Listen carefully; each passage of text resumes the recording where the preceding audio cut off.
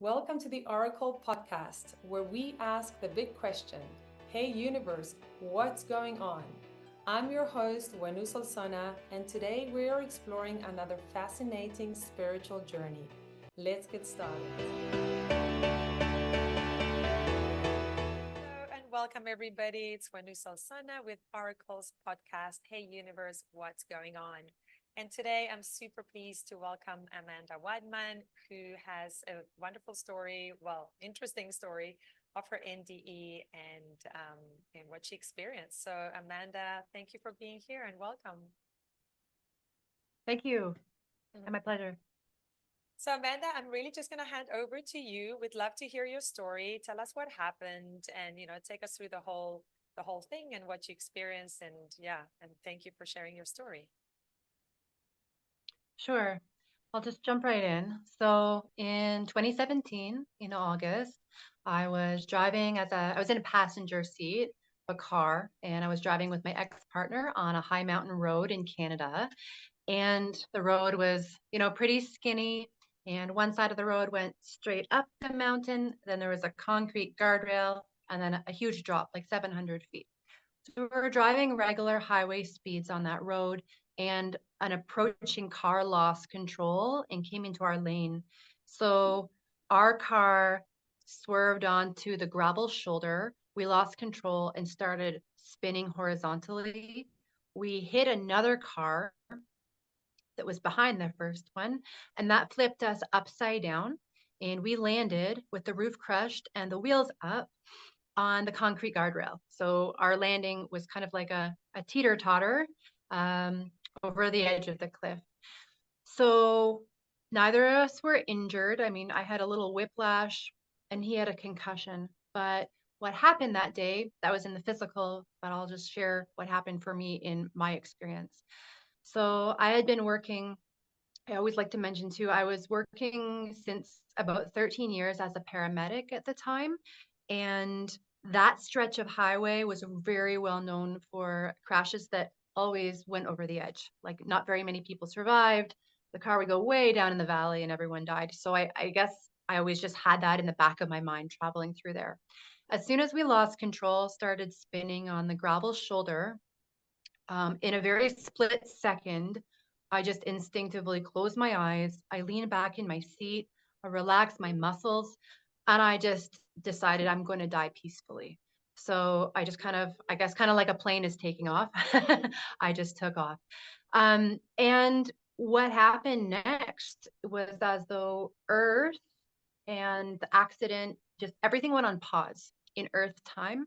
And I started a journey that was out of the body and outside time, something that I was not used to, that came as a total surprise to me. So I was just in it. The first thing that I remember happening was it was as though someone put on earmuffs or earplugs. I couldn't hear anything anymore. And my body started to feel really weightless. There was just no tension, no contraction, no no heaviness at all for the first time in my life. Although I was still completely awake, completely aware. It wasn't a dreamy, fuzzy place.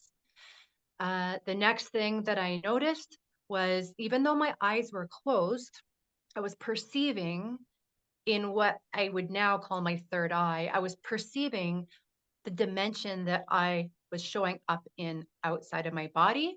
And what I was perceiving wasn't just a view, it was also a feeling, or a knowing, I guess you could say, because I wasn't with my five senses.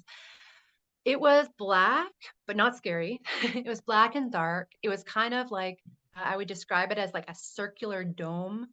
It felt pillowy. It felt feathery. It felt soft, secure, welcoming. Um, and there was a complete absence of any tension, any anxiety, any thoughts or concerns about Earth or the accident. It was just suddenly I was transferred somewhere else. And the next thing that I noticed, even though this accident was a couple seconds, all of this kind of happened in its own playing out. The next thing I noticed was um, it seemed like I wasn't alone in there. There was for sure the presence of someone or something.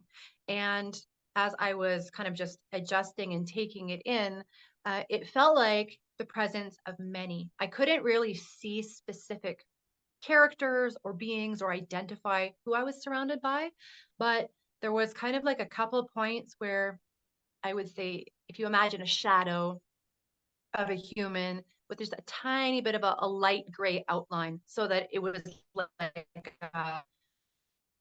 light, but so many. It felt so many, and coming at me was emanating this welcome, this absolute welcome, joy, reunion thing. So not only did I feel safe because it was this amazing cave in another dimension, but I was also surrounded by so many beings that felt incredibly supportive. And I realized after kind of noticing that they were very familiar to me somehow. And I realized that I'd come and gone from this place. I don't call it heaven. I maybe it's like the threshold of a higher dimension. I don't know, but I'd come and gone from this place many times over the eons. There was like an ancient, like beyond even Earth time, ancient feel to it. And the beings, although I couldn't put my finger on like their names or where they were from or whatever, they were more familiar to me, their presence and their essence, than even my family and friends on earth as Amanda. And in that place, I didn't feel like I was a little tiny human being with all these higher dimensional beings. It was as though we were all united in one spirit, in one heart. So even though there was individuality as far as me and who they were, the actual vibe or the essence of what was being shared in between all of us didn't need words. It was just, we all just know each other. And the feeling of reunion, the experience of reunion, uh, with what I would just say is like ancient soul family, higher selves of many people I know on earth, whatever, was extremely, it would be, in the 35 years of life I'd had up until then, I'd never felt that connected and accepted. There wasn't any concern about any failures, embarrassments, mistakes. There's no filter. It was like there's no hiding. What you see is what you get.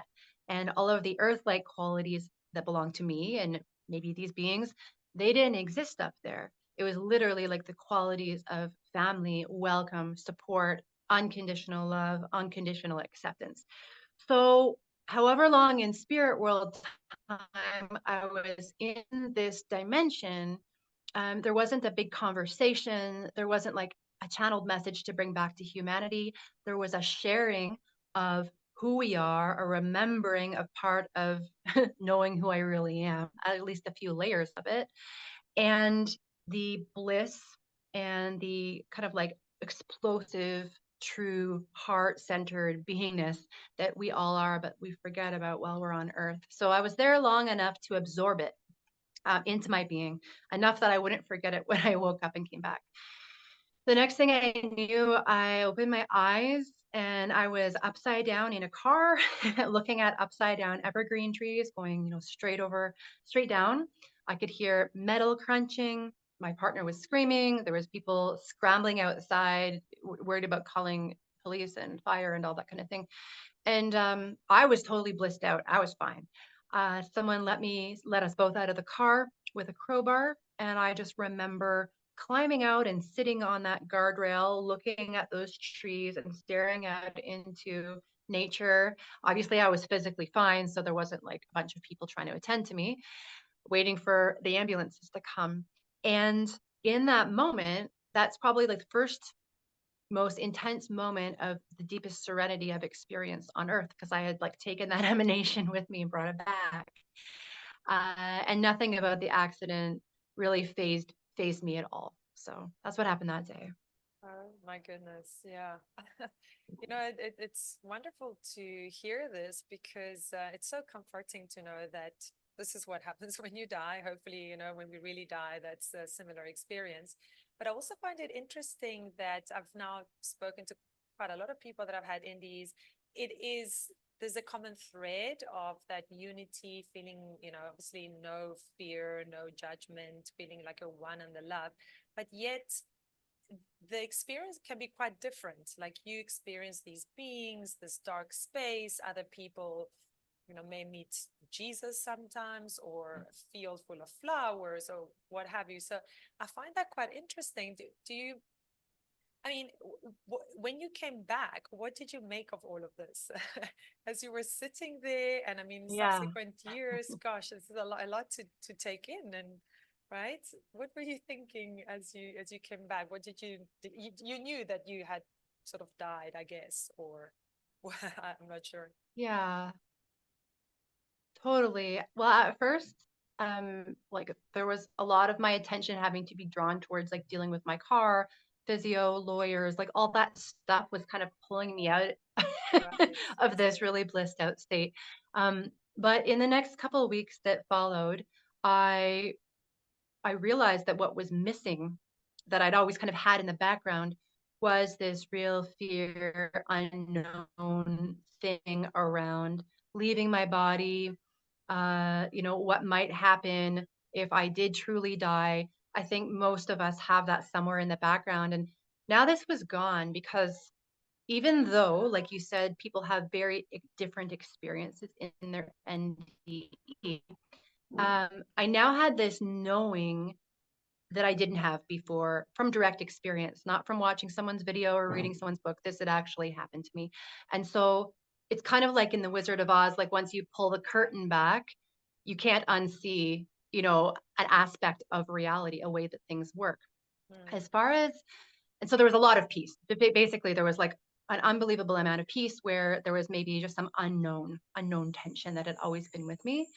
And as far as, a lot of other people having these kind of experiences with very different descriptions, it makes a lot of sense to me because from what I've experienced in this car accident and other out of body experiences, just because there's a higher dimension and we pop out of the body to a place that's less dense, it's not just one place. Like there are layers and layers of reality that are inhabited by supportive beings, beautiful scenery, all these kinds of things. And it's more, I have kind of come to the understanding for myself, at least, that it's more about the vibration and the essence and the intentions of the beings in that dimension, what it holds, what it allows in and doesn't allow in, because there's no way it was going to be allowing in any person or energy that had any kind of negative intention. It would have been impossible, at least the place that I went in the dark cave. So when people are leaving their body, we're all leaving the body with a bit of a different form based on what we're carrying around. right. And so, like, for example, if a monk or like someone who'd been practicing yogi for 50 years had the same experience, they'd probably land somewhere a little different than me based on what they are carrying around in their energy body. So, I mean, I don't know for sure, but that's kind of like, that's been my best guess in my experience about the variety between the different experiences. Yes, yes. And so have you spoken to a lot of other people that have had NDEs? Not really. Like, I didn't know much about NDEs. When this happened, I think I had watched one YouTube video, and it Mm, was before you could find plenty of them. Like, this was, I would say, I probably watched the video back in like 2014, 2015. And at the time, it was like, I don't know, a 2 hour long lecture with someone being yeah, interviewed by a philosopher. So it was a little hard to follow. yeah, So I was aware that this could happen. I never had it in my awareness it could happen to me. I kept it to myself, other than a few kind of close friends and family. And then by the time we kind of at the present day, there's tons and tons of people talking about it right now. I haven't really watched too many of those videos, specifically because I really want to keep my memory of my accident really kind of like uncontaminated from other people's experience because it's easy to kind of like sure. mix things up. Yes, But I have talked to, a couple of other people, and yeah, like it has had different effects on their lives, but there are some similarities for sure. One of them being like a new high level of sensitivity. right, yes, um, access to spiritual informations, dimensions, premonitions that wasn't there before. That seems to be extremely common. Yes, Yeah. absolutely. Yeah, I hear that from pretty much everyone. So how has your life changed since when did you change careers by any chance, or did you have any major changes? I mean, uh, I know you split up with your ex because you said it was your ex, but I don't know if For it was sure. related. Don't worry about that. Yeah, a lot of changes. Up until the accident, I had been working, like I said, 13 years as a paramedic, been with the same partner for almost 13 years also. You know, lived in a little three-bedroom house, 2 weeks of vacation a year, a little bit overworked. You know, that my life was not that different than a typical Canadian. And after the accident, within the first year, without me like really kind of like charging around trying to make a lot of changes, it's as though circumstances would just happen to put me in a place where I would make decisions that I never would have made before. So the first one was I did end up leaving that partner. I just thought it was one of those really long-term relationships where you're just comfortable and there's a good and bad and ugly, but I didn't expect to leave. But the sensitivity that I had started to really amplify my discomfort with the toxic elements of that relationship where I some of the same routines we were going through, but I had no ability to weather them anymore. There was just like a full no, I am not doing this. It's like not even a conversation. So if this Right. happens again, I'm out kind of thing. And sure enough, I left. Then, a little while, about 6 months after that, I ended up selling my house, the house that I thought I'd live in till I was an old woman.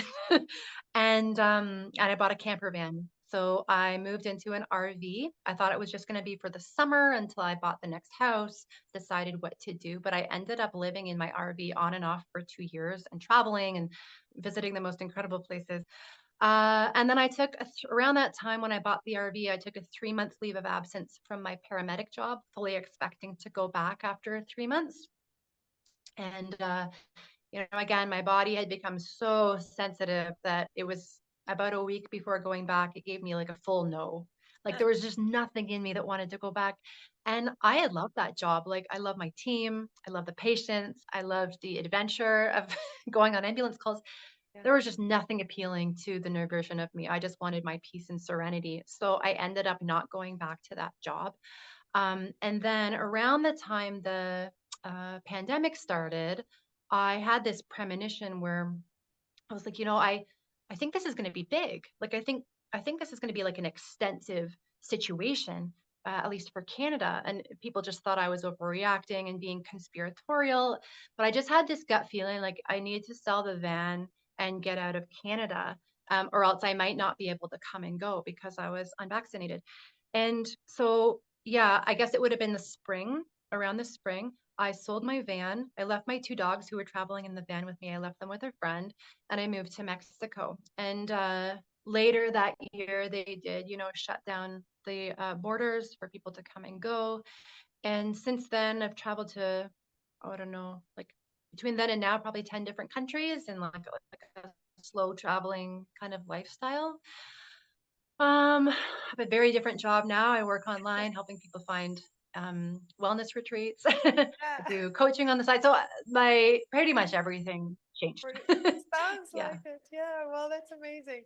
Okay. Well, look, I love it. I love the story. I love how it's actually made you follow your heart, it sounds like, and just you're listening to what your body and your heart are telling you to do and hopefully enjoying it along the way. So, yeah, I love it. Is there anything you'd like to close off? I know that you do some coaching as well. Anything you'd like to leave us? Any parting thoughts? Yeah, just like anything that lights you up that you kind of put on the back burner until it's the right time, until you have enough money, until everything's perfect.